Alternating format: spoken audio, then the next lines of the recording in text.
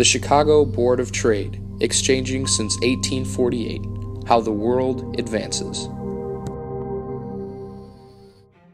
The Chicago Board of Trade is an organization that exchanges and trades futures and was established in 1848 by 25 businessmen who had first met in the attic of a feed store on Walter Street. The founding group included a grocer, a tanner, a hardware merchant, a banker, a bookseller, and a druggist. The Chicago Board of Trade is presently located on Jackson Boulevard in central Chicago.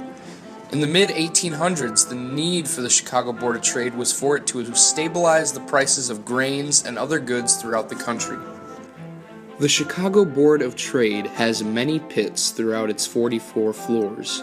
These pits hold all the potential buyers and sellers of a certain product in one area as they place their bids on how much they offer to pay the buyers for their product when it comes time for the futures to expire.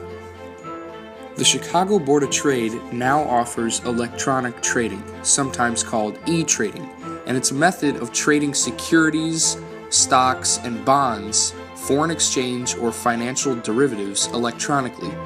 It creates a web-based trading platform and network to create virtual marketplaces.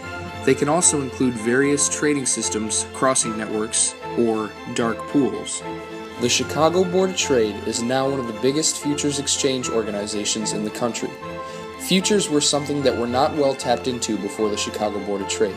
Futures were regulated agreements made in association with the Chicago Board of Trade, the buyer, and the seller. The futures were contracts that stated that the buyer would purchase so much product for so much money at a certain point in time, or over a certain amount of time. In the early to mid-1800s, the Chicago Board of Trade was primarily used in agricultural industry.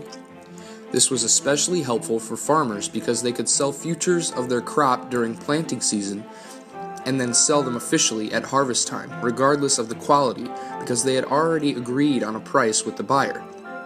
This also aided the farmers in being able to have a steady and certain paycheck, which had not previously been an option. When the Chicago Board of Trade was first starting out, it wasn't hard for them to start attracting the attention of many different markets. At this point in time, the Chicago Board of Trade has expanded its futures to cover products such as U.S. Treasury bonds, silver, soybeans, wheat, and Dow Jones Industrial Average futures. In 1922, the Grain Futures Act established the first federal control over futures trading.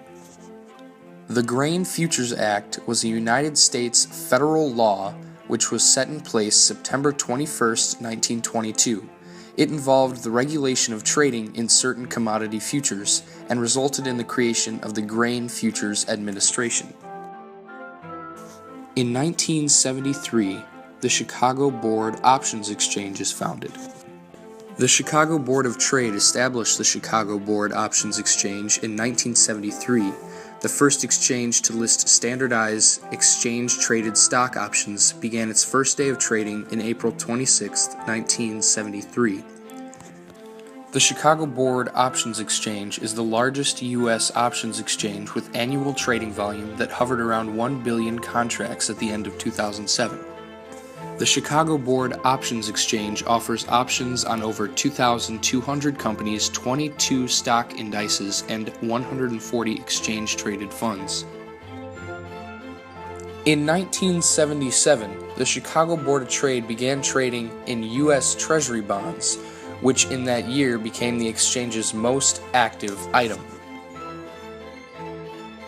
In 2001, the new CEO reaffirms plans to reconstruct the Chicago Board of Trade for a for-profit company with electronic trading, compared to its previous non-electronic trading. In 2006, the Chicago Board of Trade and CME signed an agreement to merge into a single company pending regulatory and shareholder approval. The Chicago Board of Trade launches electronic agricultural futures trading to form first centrally cleared global FX platform. In 2009, the CME Group completed its New York trading floor integration, which was a key milestone following its 2008 acquisition of NYMEX.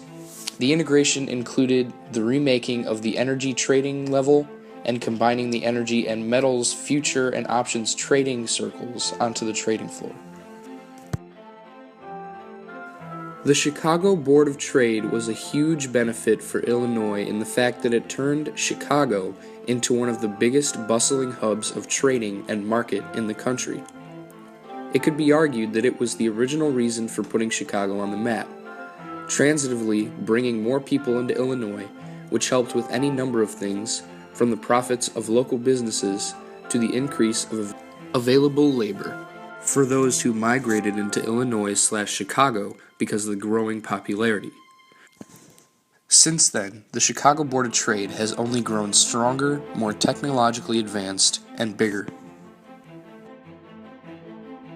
It is appropriate that the building so many architect fans consider the best in Chicago is located near the center of the city.